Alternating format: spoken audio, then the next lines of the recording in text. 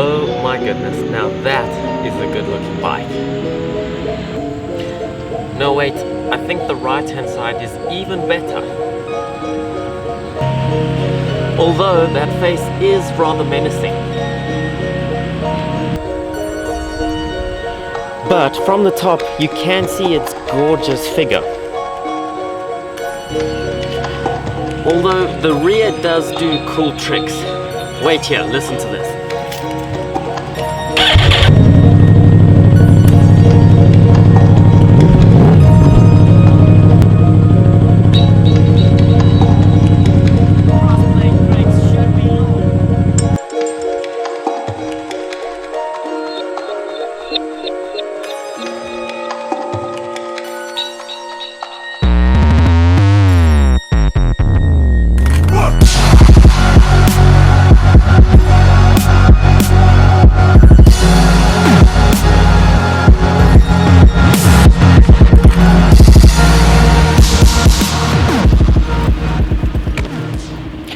If I only plan on living to 40 years old, it is very viable that this is my midlife crisis. I just can't seem to make up my mind on what bike I think I should have.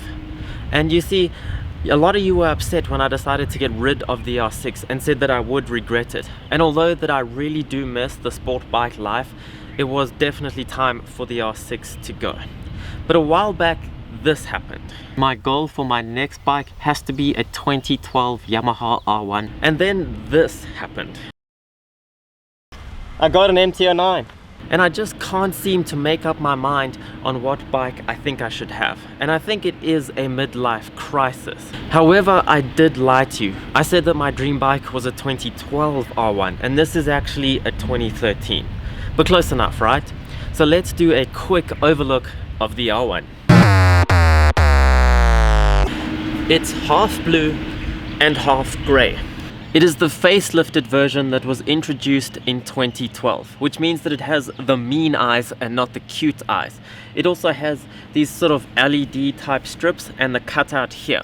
The facelifted ones also had traction control, but you know how I feel about rider aids on motorcycles. We are back to 4 cylinders, but what I did learn on my trip to the 3-cylinder world is that they are very, very good engines. But the reason that inline 4s are so widely used is because they are amazing engines. And the only downside of an inline 4 is usually the somewhat boring noise. But the R1 takes care of that with the crossplane crank.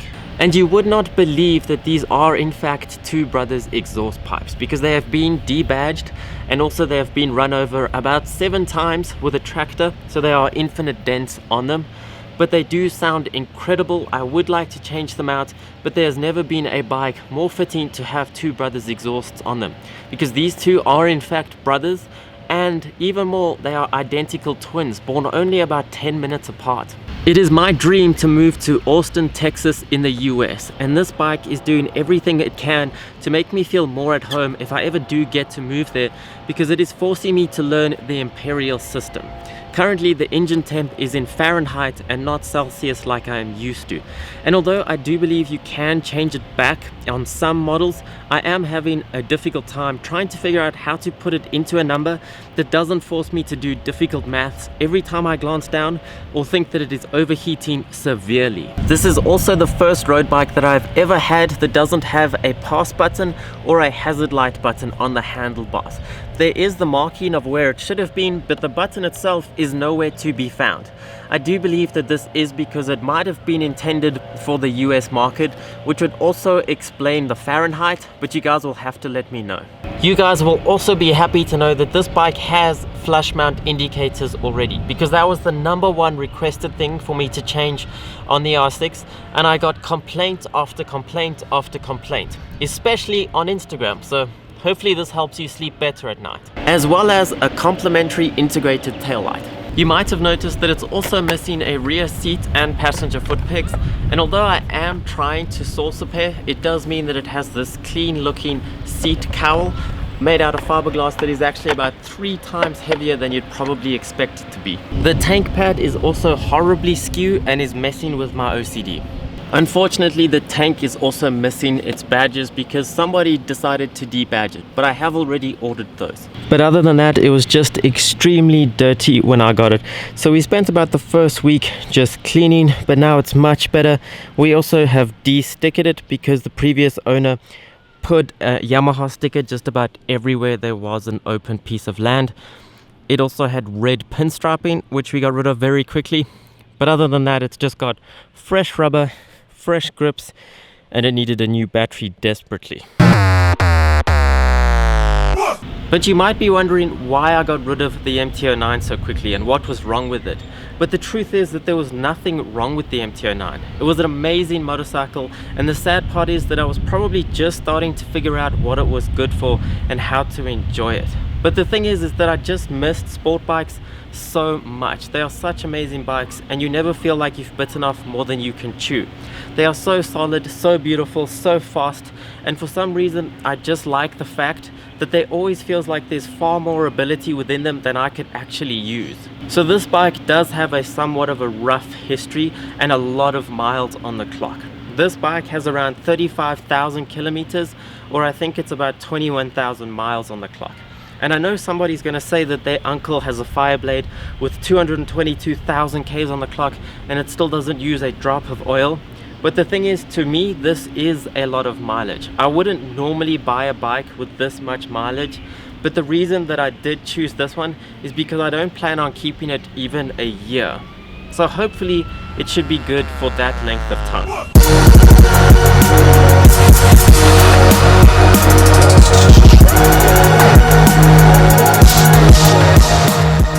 Okay, let's go for a quick spin so you can see it in action, and it's an excuse to ride. Are you ready?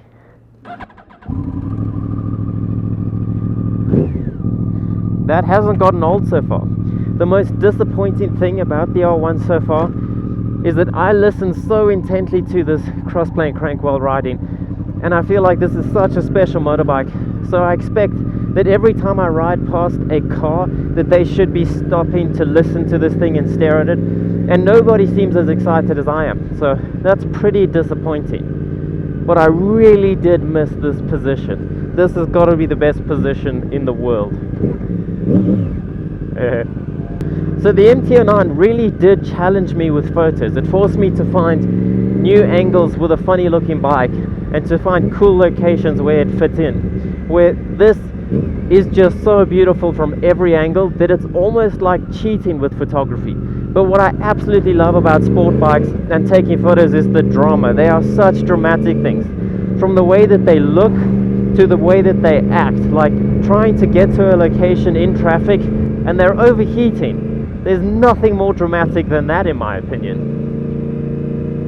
The funny thing is that this thing feels slow off the line compared to the MT-09. And it's not because there's something wrong with it or because an MT-09 is a faster motorcycle. It's purely because the MT-09 is designed for such torque and is geared to just bugger off, and it's so light. So it gets up to a reasonable speed insanely quickly, whereas this feels pretty sluggish, but it just never ends once it gets into the power. It'll just accelerate forever. It is unfortunately cold now, so I can't wind it just yet. Well, I think it's cold. It's in Fahrenheit, so I'm just going to do a quick calculation and I'll get back to you. Yes, it is indeed cold. I just got my calculator out. But just listen to it.